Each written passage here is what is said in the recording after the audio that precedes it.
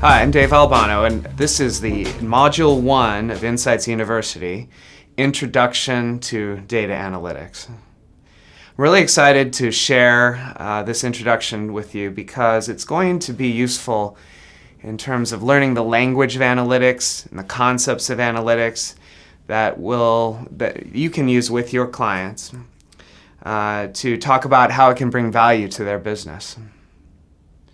Today, we'll cover some history. How did analytics come to be such an important part of business? How analytics provides value to business, and how companies are becoming more mature in terms of their analytics capabilities. The key components of analytics, the people, the process, the tools.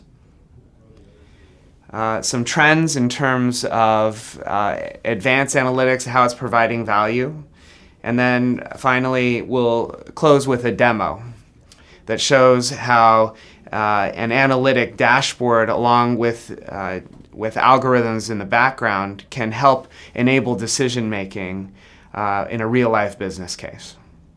So let's get started. Data analytics is becoming an essential part of doing business. Companies across all industries are using data to gain competitive advantage. They can only do that through understanding their data. This is leading to new revenue models, cost reduction opportunities, ways to personalize interactions with customers, and ways to improve customer satisfaction. As with many aspects of business, the roots of computer-powered analytics can be found going back to the military. During World War II, the Allies were fighting against the Germans and needed any competitive advantage they could find, especially against fighter planes. The Kerosene predictor was invented and used to automate the targeting of anti-aircraft weapons against enemy planes. It did this with a predictive algorithm to improve the accuracy of the Allied weapons. The Allies were able to shoot more planes down, which along with other analytic advances, such as cracking the German Enigma code, helped them win the war. In this moment in history, the application of computer-automated analytics was born. From World War II to the present, we've seen increasingly sophisticated applications of analytics in business. In the 1950s, analytics were used to predict the weather, the grandfather of our modern forecasts. During the same period, FICO applied analytics to predict the risk for banks in providing credit to individuals. Now, thanks to that change, banks could now adjust interest rates to reflect the true cost of lending. Now, we can buy a house or finance a new business. In 1998, Google started using a predictive algorithm to improve the relevance of search results. This helped launch it to becoming the market leader in search. And it also showed how analytics can be a backbone for new products. Analytics became more impactful in smaller businesses as well. Moneyball is a famous example of how analytics was applied in baseball. The Oakland A's actually won their league by using analytics to optimize the talent mix on its team.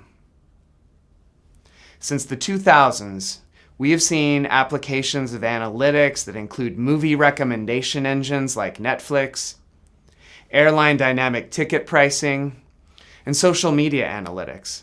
Next, we will see more and more applications of artificial intelligence in business, including self-driving cars, voice-powered assistants, and even artificial intelligence-based journalism. Companies are generating more competitive advantage through analytics.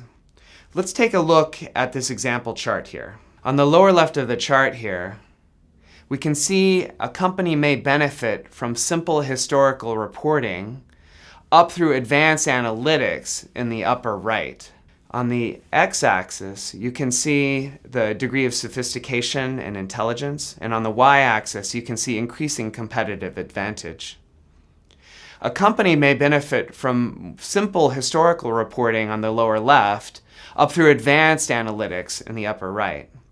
This can be best illustrated with an example business scenario. Let's take Amazon's Kindle Reader as an example. A Kindle product manager may want to understand how the Kindle sales have performed in the recent past. This can be helpful for planning, but greater value comes from understanding where that growth came from, and that's an area where ad hoc reports and queries can provide value. With automation, alerts can be created to warn when the inventory in the supply chain is low for a certain region. With those alerts, an inventory manager may be able to order more Kindle product, or even manufacturing may be able to increase production to meet that demand. As analytics increases in sophistication, it's more predictive.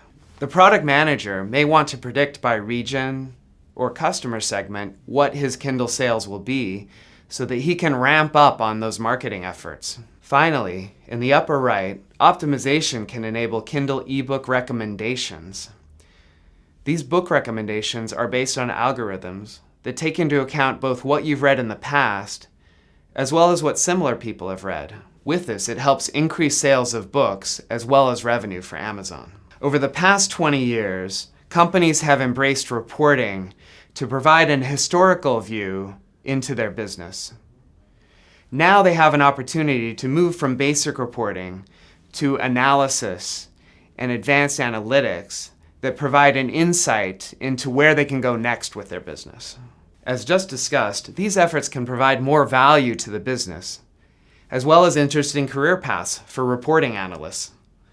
The path to shifting to analysis-based insights can be achieved through either increased investment or, as shown here, by automating existing reporting. The automation reduces the level of effort, which can free up funds to invest in higher value analyses. There are a number of trends driving the adoption of analytics in business. Computing is much more powerful than it used to be. New data sources like social and Internet of Things provide insight about people's activities, both in the online world and the offline world. Analytic apps use a user-friendly visual interface with data and algorithms on the back end to provide insight, like the Apple Health app. Analytics are delivered in new environments, such as war rooms, where reporting and analytic updates drive decision-making in the business. Analytics are shared via fast prototyping to get answers faster. Companies like Microsoft are changing their cultures to be more data-driven. Analytics is more and more common in companies. However, the work is often short-sighted. It is vital that companies use analytics to not only generate insights, but to lead to decisions and business outcomes. Many teams are producing analytics for its own sake, but when it's applied well, analytics can help solve major business issues that cross organizational boundaries. For example, Brooks Running is one of our local clients that seeks to get the right type and number of shoes to retailers to maximize its sales. This is a collaboration across product marketing and operations that can be informed by analytics. We as Unify want to be differentiated from our competitors by tying analytics closely to solving business problems. The most important aspect of identifying and solving business problems is connecting them to business value. Typical examples of business value include revenue growth, cost reduction, and improved customer satisfaction. Any analytic effort should be attached to one of these business drivers. There are many examples of how analytic solutions can help. A business objective that supports revenue growth may include increasing profit per customer and growing wallet share with that customer base. A next best action analytic solution can help promote the products customers are most likely to buy, much like Netflix does with their movie recommendations. Data scientists at Netflix estimate that their recommendations generate over $1 billion in additional revenue every year. Another solution that we can look at is called digital channel optimization. This involves using A/B testing to identify the best marketing and advertising content to engage customers in clicking purchase, or other desired end action. At Microsoft, for example, a machine learning-based capability uses demographic and behavioral data about customers to predict what advertising a customer is most likely to respond to on the Xbox, MSN, and on Outlook.com. This generates increased advertising revenue for Microsoft. Another example is called marketing mix modeling, which can improve the return on investment for marketing and advertising dollars. Companies are using analytics to identify which channels generate the best improvement in purchases. Example channels include TV advertising, web, mobile, email, radio, print, and others. Investments are either added or moved between channels to optimize that spend and generate more revenue. Target used this approach to generate an additional $300 million in sales. Analytics can optimize costs for businesses as well. In fact, Unify is currently using advanced analytics forecasting to predict the number of clusters that the Azure cloud computing is going to need over the coming months. By doing this, we can help ensure that the Azure business builds the right level of capacity for the market and saves costs by avoiding overbuilding in certain regions. Another analytics solution called inventory optimization can help a business get the right amount of product and parts into their supply chain, thereby allowing them to reduce the inventory and the holding costs associated with that. Take a look at this Costco Analytics Value Tree. The Value Tree is a tool that you can use as a consultant to show how analytics provides value to a business like Costco. From the left, you can see it broken down into growing revenues and optimizing cost, then associated analytic solutions with each of those values. Examples include optimizing the shelf allocation or the market basket so that customers are maximizing the amount that they're buying in the store. Fraud analytics could help identify opportunities to decrease shrinkage and theft from the store. This is a great tool for showing executives how analytics can provide value to their business. Now I'd like to talk about analytics maturity stages for companies. On this slide you can see that on the left, companies may be in an unaware state of maturity, all the way to a pervasive state of maturity on the right. An unaware state of maturity may include a business that's just looking at some secondary research, some qualitative studies. They may have some basic reporting in place. Where at tactical level, the company may have some descriptive analytics. They may have a periodic scorecard of key performance indicators that they're tracking over time. When a company is at a focused state of maturity, they are not only tracking those key performance indicators over time, but they are also investigating why those are going up or down. For example, why is revenue going up for a manufacturing business? Why are costs increasing? Those can be investigated with research. When a company is operating at a strategic level of maturity, they have developed a repository of data that crosses business units. They have a team operating an engagement model that enables them to work across the organization effectively. They're mixing in a lot of predictive analytics and starting to provide more self-serve analytics for repeating requests. When a company is at a pervasive level of maturity, they've actually integrated data from across the business units. They have a holistic customer view and data governance practices in place. They're regularly using predictive analytics and even real-time automated analytic engines that integrate insights into business decisions, much as we see with Amazon, with their recommendation engine on their retail site. Finally, we see applications that are driven by analytics for interactive exploration of why and what to do next, which is something we'll see in the demo at the end of this module. There are three different analytic operating models that we typically see companies employ to generate analytics and insights. The first that we'll look at is called the centralized operating model. In the centralized model, analysts typically reside in a central group where they serve a variety of business lines across functional units, and they work on diverse projects.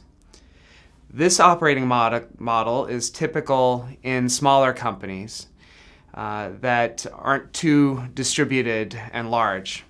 With this model, analysts can be deployed to projects with strategic priority. Some examples of companies like this include Activision, Entertainment Arts, and Salesforce. In the distributed model, which is much more common with very large businesses, analysts reside in each business line and functional unit. There may be a data and analytics hub, but most of the groups that perform analytics are fairly autonomous. They may even have their own governance and tools in place. This is very applicable for complex business structures like Google, Amazon, and Microsoft use. Finally, there's the federated model. In the federated model, which is great for medium to large-sized businesses, analysts are allocated to both the hub and to the spokes, as we may call them, those federated business areas. Analytics will inform cross-organization strategy, but at the same time, that hub helps to share the analytics knowledge, best practices, and tools across the enterprise. These three operating models can help inform the way executives at companies design their analytic operations to optimally serve their business. As a consultant, these can serve as discussion points to help your clients think through those decisions. Since 80% of a data analyst's time is spent discovering and then preparing data, it's important to get an organization's data strategy right so that that data is provided optimally to technologists in the business. Part of the data strategy is how the data is stored and how it's operationalized for use. Two major approaches to forming a data strategy include taking a defensive approach versus an offensive approach. Defense involves creating a single source of truth for the data. This means that all the data is united, there's a system of record that brings it all into one place. This is really important in highly regulated industries like insurance and financial services, where having the data wrong can be a compliance risk and lead to penalties and costs. An offensive strategy is useful where businesses are in a growth mode and seeking to move fast and flexibly. They may have the same customer data in multiple locations, but they don't have time to wait for it to be consolidated to make marketing or operational decisions. They need it now. They need it right away to help enable that personalization for customer marketing or getting the data ready for analyzing that supply chain and that inventory to optimize it. So this offensive strategy is very important to fast-moving businesses like in retail or technology. In order to deliver analytics in an organization, there are four key components that are needed. There's tools, processes, people, and finally the data itself. Tools include a stack of technologies from storage to application layers. Talent includes both business and technology skills. Processes help us take raw data and create insights. We will now take a closer look at each of these areas. Analytics tools can be broken into several layers. The base of data analytics is data storage. Traditionally, companies have stored data in large, on-premises data warehouses, like Teradata, for example. They are now increasingly moving to big data tools, like Hadoop, which enable storage of unstructured data. This type of data is needed for online clickstream products like search engines or online gaming. Companies are migrating to cloud-based storage systems like Amazon Web Services and Microsoft Azure. These cloud-based systems offer advantages in terms of cost, efficiency, and the ability to scale storage up or down depending on the business need. Data management tools like SQL, Informatica, and Alteryx facilitate integrating data from multiple sources. They also allow analysts to cleanse and prepare the data to enable both reporting and advanced analytics applications. In our next layer, advanced analytics utilizes statistical models that can be coded using products like R, Python, and SAS. R and Python are open-sourced statistical tools, while SAS is a paid statistical modeling platform. Common visualization tools include QlikView, Tableau, and Power BI. These tools allow people to create charts and graphs that uncover trends in data visually, helping with comprehension. Tableau and Power BI are gaining increasing market share with our clients. Tableau because it's known for being a great user-friendly interface, and Power BI, similar functionality at a lower price point. Finally, businesses are building applications that build all these layers together to inform decisions. This can take the form of a dashboard that informs salespeople which customers to pursue first profitably. A sales manager can optimize sales quota and commissions based on insights from a dashboard. Or an operations manager might know from this application which machines need maintenance first. The people that deliver analytics can be broken down into two main categories. On the one hand, we have people that face the business. They're the strategists working to figure out how the analytics can support the use cases that provide the business value. On the other, we have the data technologists that handle that back-end data and the visualizations. As we walk through these roles, I encourage you to imagine where you might fit. To best connect analytics with the business challenges, it's important to have people with both industry and functional experience on the team. These people understand business objectives, opportunities, and the environment of the business.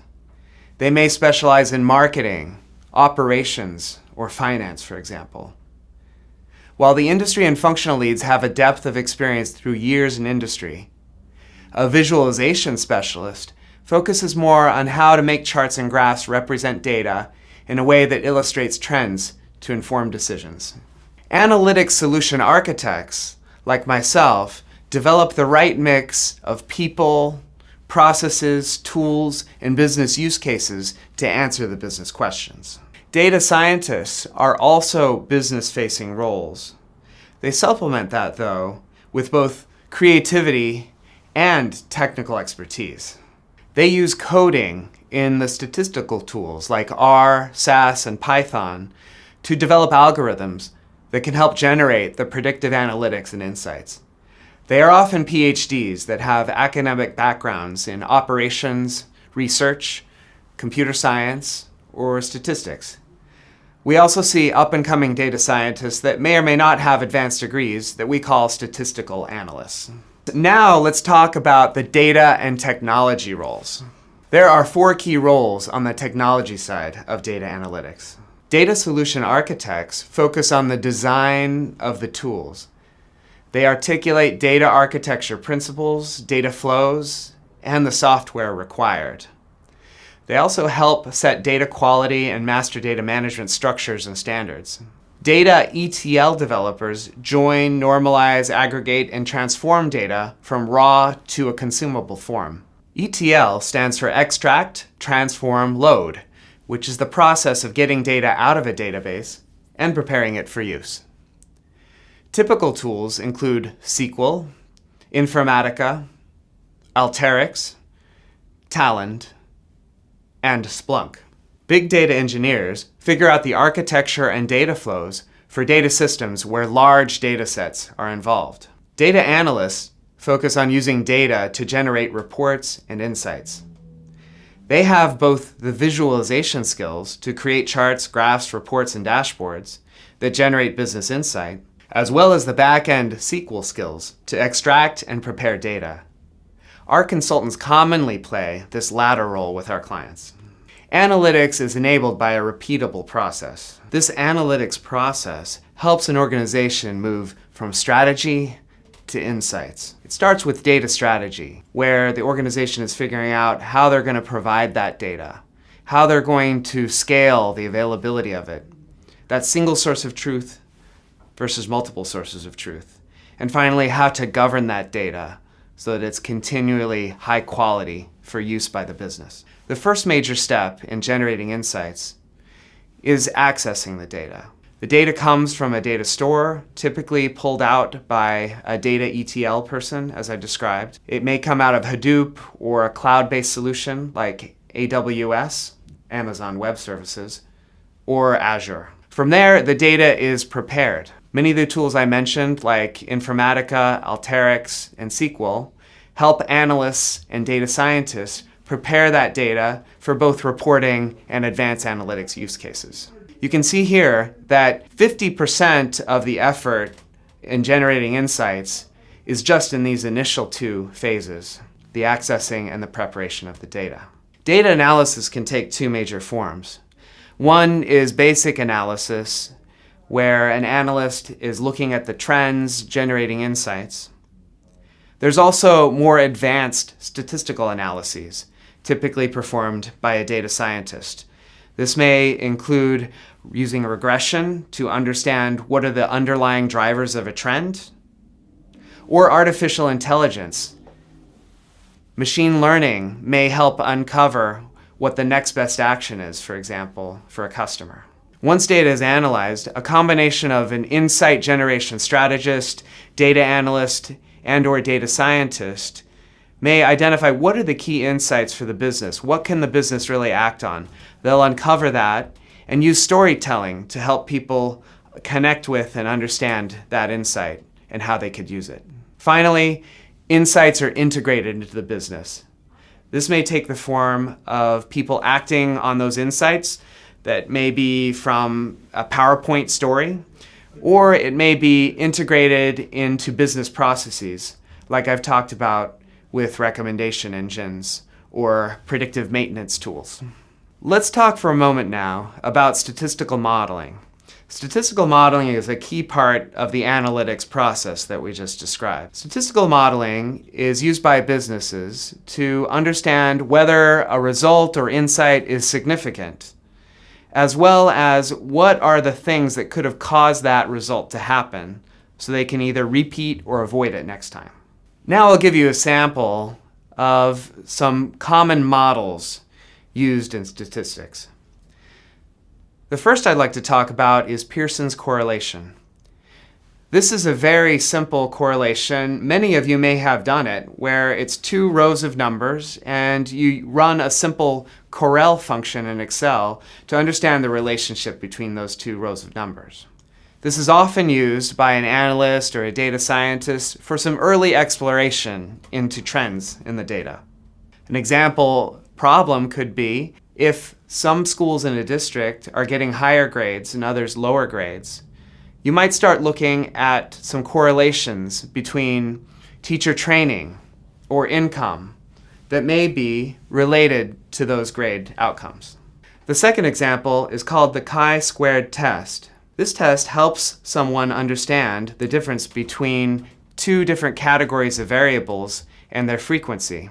To bring that to life a little bit, an example might be in an election, where people may vote for one candidate versus another candidate. The chi-squared test would help predict the frequency of the voting for either candidate and help predict the outcome of that election. The next common tool I'd like to talk about in statistics is the t-test. The t-test helps one analyze two different populations and understand whether there is a significant difference between the means of those two groups. A t-test might be commonly applied in online advertising. For example, if Netflix were showing one ad encouraging people to sign up for their subscription service versus another ad, they may use a t-test to see whether one of those ads is garnering more clicks than the other. Another example of statistical modeling is called ANOVA, the analysis of variance. This one's very handy where there's 3 or more things that you're looking to compare. For example, if Chili's restaurant wanted to test 3 different menus across the country and see which one was most effective at getting people to buy more food or drink, then they might apply ANOVA to understand which of those menus are generating the best results. Another category of analytics is called predictive modeling. Predictive models help businesses go beyond the historical and the why into predicting what's going to happen in the future. The first example of a predictive model I'd like to talk about is linear regression. Linear regression is useful when numbers are on a scale that may go up or down. An example of that could be home prices. Home prices may be affected by a number of different variables. Those variables include things like location, number of rooms, number of bathrooms, and even the type of architecture of the home. Using linear regression, you can understand which of those variables have the biggest impact on price and ultimately help you predict that price. Logistic regression is different because the output are categorical variables, such as yes or no, or buy or not buy. If we were talking about Amazon.com, they might try various factors, encouraging people to buy various products. Those would become variables in the logistic regression, with the ultimate output predicting whether someone is likely to buy that product. Another commonly used predictive model is called tree-based methods. These are commonly used in data mining to help predict various variables, much like the examples we just gave, but instead it provides a visual way of seeing which variables are impacting that outcome the most. For example, with Verizon subscription services and predicting whether a customer is likely to churn. Clustering is another method that is most typically used with customer segmentation. Customer segmentation is important because organizations can profile groups of customers and then customize the treatment of those customers with personalized marketing material, for example. Target does this with both their email and their circular advertising to ensure that they're promoting the products that their target customers in those segments are most likely to buy. That can only be achieved by clustering those like users together based on variables. K-means clustering is one of the most common ways of doing this. Lastly, forecasting is a key predictive model. Forecasting is commonly used to predict sales or predict how much product might be needed in the supply chain. PG&E, Pacific Gas and Electric, down in California, for example, may want to predict how much electricity needs there may be on a hot summer day so that they can ensure that there's no outages. Next, we'll talk about artificial intelligence, also known as AI. You can break AI technology down into 3 main areas: sense, comprehend, and act. Sensing involves capabilities like computer vision or audio processing. Computer vision can be used, for example, with insurance companies. I know of a major insurance provider that used computer vision to look at pictures of damaged vehicles and predict whether they needed to be totaled or not. Because of the power of that predictive algorithm, it saved the adjusters a lot of time because they needed to spend less time analyzing the damage to that car, and it saved millions of dollars in cost for that company. For the comprehend area of technology, natural language processing is the most commonly used way to enable speech recognition and virtual agents. Virtual agents are what you might run into if you call customer care and the agent starts asking questions, even though it's a computer, to help understand where to route your call, or even to gather introductory information or solve your problem. Another example of computer vision is a project that we're working on with a major entertainment company at Unify. For years, companies have run pilots of new television shows in front of a live audience and gathered feedback on that through survey. We are working on a project where we'll use computer vision to understand what people's reactions and emotions are while they're watching the show, and use that to inform the plot line, dialogue, and overall production of those pilot shows. Finally, there's the ACT category of artificial intelligence. For example, machine learning is being used to enable self-driving cars. As a consultancy, it's important for us to understand what are the 5 key capabilities that we can sell that work together to provide insight. The first capability is analytics, advisory, and strategy. An example of what we might provide here is a data strategy, an operating model like we talked about before, centralized versus decentralized, and helping to define that, or a roadmap and an organization design for their analytic capability. The second is the data technology architecture. This would help an organization understand and design how to build the optimal layers that we talked about in the analytics stack to deliver what they need as a business. Some example outputs might be a technology architecture diagram or a cloud migration roadmap, for example. The third area is data management. This is a very important area today where we're seeing a lot of demand. Not only do companies need the data integration, preparation, and extract, transform, load capabilities, they also need data models and data governance to ensure that that data is high quality and continually monitored and measured to ensure that it's meeting the needs of the business. Business intelligence provides the reports and dashboards that a business needs to operate. This is the biggest part of our business, where we are differentiated in the way that we understand the business problem and provide reporting and insights that truly help the business move forward and make decisions. Lastly is advanced analytics. As we've talked about, this can include using statistical models, artificial intelligence, machine learning, building analytics apps, integrating these all together into engines that provide insight and value. As a consultancy, we provide a range of services from one-time to ongoing, as well as establishing a capability for a business or continually providing analysis to inform that business. An example of a one-time capability might be an assessment and strategy that helps a company understand how they need to transform their data warehousing capability. Or there could be an analytics capability implementation where we put in place the tools and the processes and the org design that helps them provide analytics to the broader business or even govern that data. Once those are in place, we could run with a continuous improvement capability.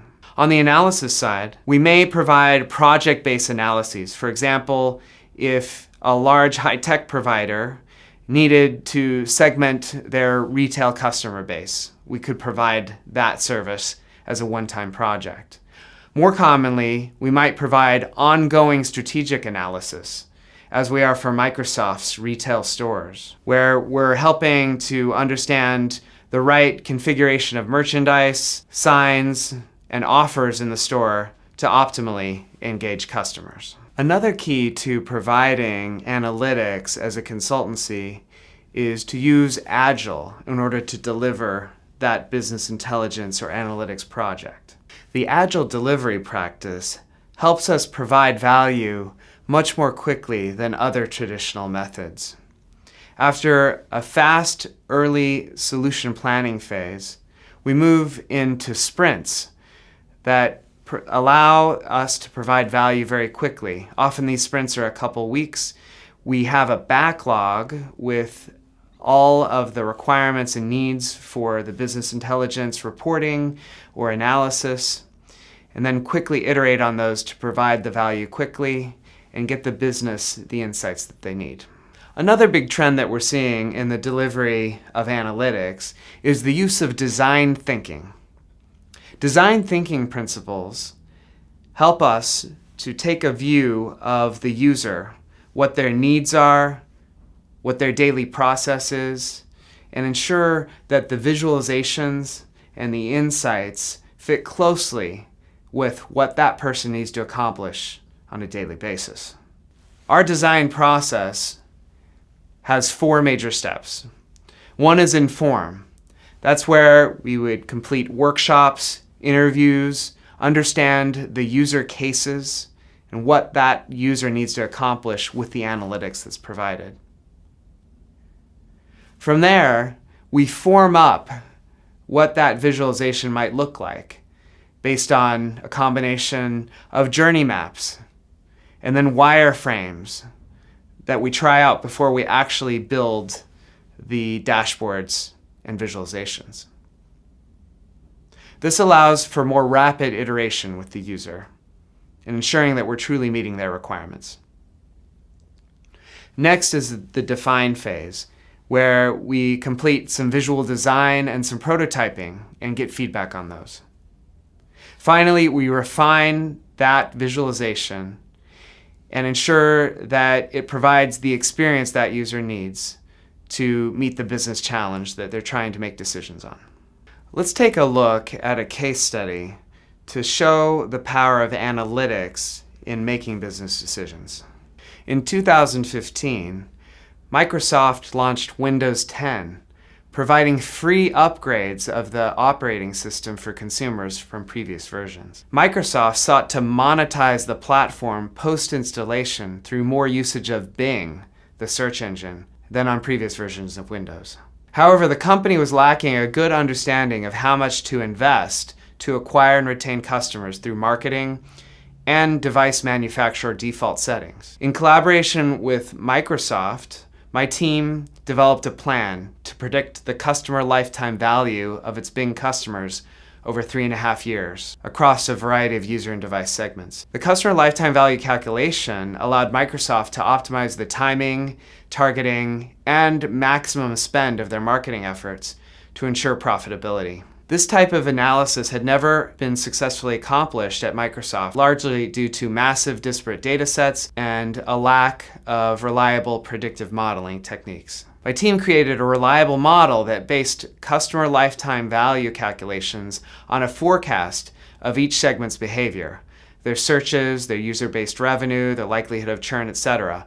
This revenue came from advertising on the Bing search engine page. We used user-friendly dashboards to help Microsoft visualize and internalize key takeaways from the predictions in the customer lifetime value model. It showed average revenue per user and their likelihood to churn based on their search behavior. Using statistical techniques, we found that the customers who participated in Bing's loyalty program primarily searched at home, at night, and on weekends, which meant that Microsoft could target those people when they were most likely to search with the search terms and advertising that was most likely to get them searching. This insight enabled more optimized time-based and device-based marketing. Now let's take a look at an analytic application demo to show how a dashboard on top of analytics and the other layers of the stack, like the data storage and management, visualization, can all come together to provide insight on a business challenge. Here we're looking at a customer lifetime value dashboard for a Bing user. Again, these are users that have upgraded to Windows 10, and we're looking at the value of that customer over a 3.5-year horizon. You can see here that on average across the entire customer base, that the customer lifetime value is $17. However, we can do some exploration to understand how that value of the customer varies depending on a number of different variables. These include whether a customer is using a desktop versus a notebook, the relative RAM size, and the time of day that they're searching. Let's take a look at the difference between a customer that's a fan versus a customer that infrequently uses Bing search engine. If we click on Fan and drill down on that on this dashboard, we can see that the customer lifetime value shoots up to $82 from that average of $17.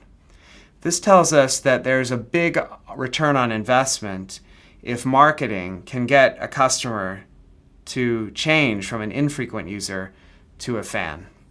A very important insight. Another example is understanding the impact of using different browsers. For example, a customer on Chrome is unlikely to use the Bing search engine frequently. They're much more likely to use Google. So when we segment those Chrome users, we find that their value is only $6. Again, if we were able to convert them to a user of the Edge browser, then that customer would turn to a value of $31. These insights were then used to inform how much spend marketing should do in order to get these customers to use these browsers or change how frequently they're using Bing. Another useful analysis was to look at how customers were discovering the Bing search engine. What entry point were they using? There's a wide variation in terms of the value of a customer based on which entry point they come from. For example, if they come directly from MSN, which is Microsoft's news site, they typically had a much higher lifetime value than an average user at $43. It's also useful to understand what the customer retention trends are. As customers may use Bing over a period of time, they may then churn away and start using other search engines or searching less. So again, we can look at different segments. For example, using a desktop where we see a low level of churn to a notebook where we see a slightly higher level of churn at a survival rate of 4.2% at the end of 12 months. Finally, we can use the revenue dashboard to predict into the future the likely revenue of various groups of customers. Again, we can look at fans and see the revenue projection per user as well as total revenue and start to make decisions from there. This kind of insight was very instrumental when Microsoft was negotiating with OEMs about making the Edge browser and Bing the defaults on those Windows PCs when they came out of the manufacturing center to the consumers. Microsoft was able to understand up to what level they might spend to encourage that default while still earning a profit. Microsoft, in this case, was able to make a lot of decisions both on the marketing side as well as in negotiations with OEMs to improve its profitability. It knew how much it could spend to get a customer to become a fan, to acquire a customer. It knew how much it should spend in order to make the browser and the search engine a default. And that enabled them to improve their revenue and their profits. This wraps up Module 1, Introduction to Data Analytics for Insights University. Again, my name is Dave Albano, and today we learned a lot about the concepts of analytics, the language of analytics, how analytics is delivered, the tools, the processes, the people, some examples of how analytics provides business value, some of the trends in terms of how we deliver analytics as a consultancy, what's happening with artificial intelligence today, and then we wrapped up with a demo showing how analytics can apply to a business scenario to create that value. Thank you very much.